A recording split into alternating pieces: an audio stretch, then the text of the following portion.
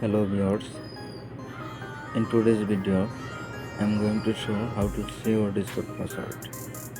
I am going to walk you through the step-by-step process how to see Discord password easily and quickly. Alright, let's get started. Click on Gmail.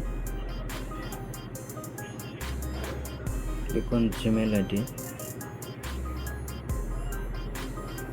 Now click on manage your Google account.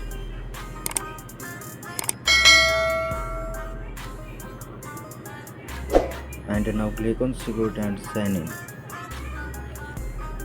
Scroll down. Now click on password manager.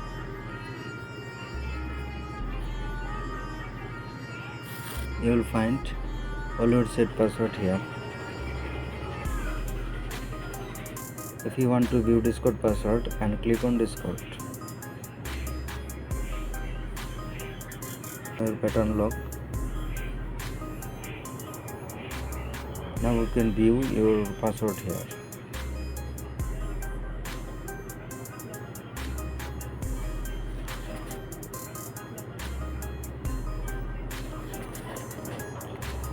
Thanks a lot for watching this video till the end.